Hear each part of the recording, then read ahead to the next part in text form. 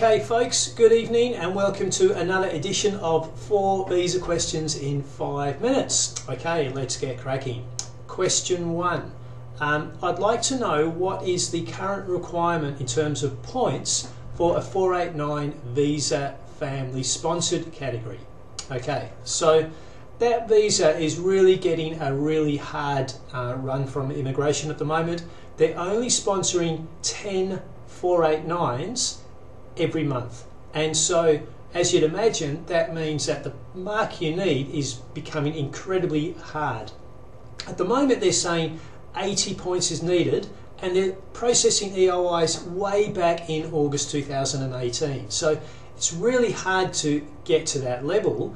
The other thing is pro rata occupations don't get any invitations at all. Okay, so the policy is not to give them to the pro rata occupations. There might be 1 or 2 that sneak in there, but in a way that's one of the reasons why they've reduced it to 10 EOIs or invitations each round, because they don't want to see pro ratas invited in that occupation, and the skill select system really limits the way they can do that. Now the good thing is that the federal government have talked about a new regional visa at some point. The 489 looks really good for that, the 489 family sponsored visa, although Melbourne is part of that particular category at the moment. So maybe they'll expand that visa going forward, but right now, short answer to your question is 80 points is needed, and there's a long way at 80 points. Okay, question 2. I'm holding a 457 at the moment in the Pilbara region. I've heard that there might be a DAMA in that area. Is that going to help me in hospitality? Okay, so DAMA is the acronym for a Designated Area Migration Agreement. At the moment there is a DAMA that is endorsed in the Northern Territory, and there's also one in regional Victoria. Now there are other areas around Australia that are trying to get DAMAs signed off. One of those is the Pilbara as well. The Pilbara is in the northwest of Western Australia. Interesting, the Pilbara region actually tried to get a DAMA started 6 years ago. They were the first people off the rack to try and get that endorsed. Fortunately, the West Australian government haven't really supported their particular region there. So, very frustrating. The WA government, we're really not happy with them. They talk a lot about trying to encourage migration, but we go by their actions. Their actions have been very poor in terms of the state migration plan, and it's very poor here in terms of not supporting the Pilbara. Anyway, finally looks like the Pilbara might have a DAMA signed off. What the DAMA does is it allows an expanded list of occupations to get the TSS, the 482 visa, and subsequently maybe get PR as well. So it expands the occupations for industries that Pilbara are looking for, and it also can lower the English language level for some of those visas. What it can't do is take away the 2 and 3 year work experience requirements. So you're still going to have to meet that. My guess is there'll be a DAMA signed off maybe in the next couple of months. Unfortunately, there's a federal election in May, so hopefully for your sake it's signed off and hopefully it helps you. Alright, question 3. I'm going to get my 190 visa granted very shortly. I believe my PR runs out in 5 years' time. What do I apply for then to keep my PR? Okay, so your permanent residence actually lasts forever when it's granted to you under certain conditions. As long as you don't cause some criminal activity and get convicted for that, then generally you keep your PR as long as you continue to stay in Australia. But the travel facility is only for 5 years, so that's where the confusion comes in. You're only initially given a travel for 5 years because they don't want a skilled migrant to go back and live in another country for almost all the time, otherwise Australia doesn't get the benefit of your skills.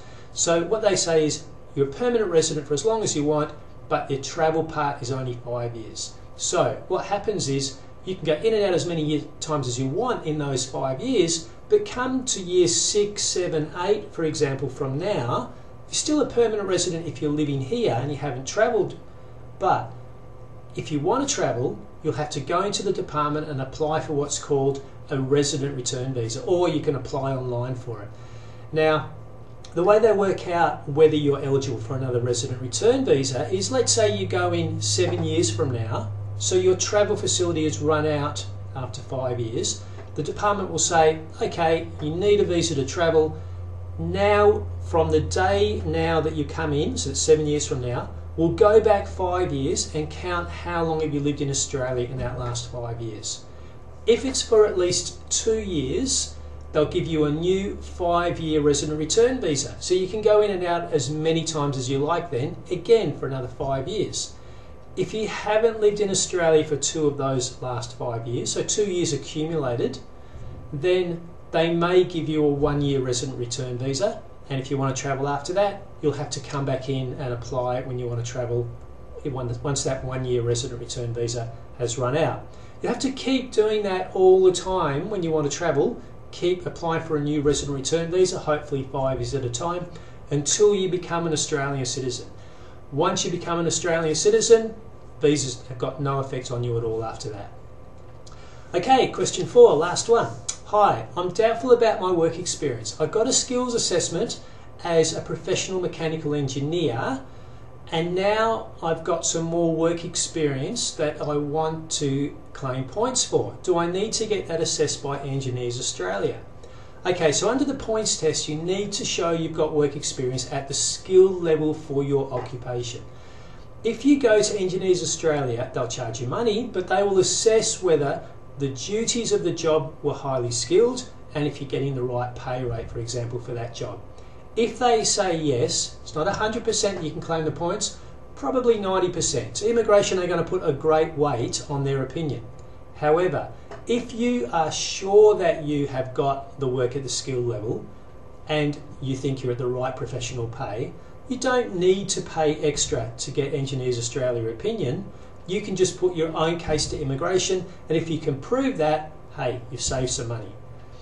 Alright, so that's it folks, all over for another episode. Remember, if you need some quality management of your visa application, drop us an email to migration@iscar.com and we're happy to help you.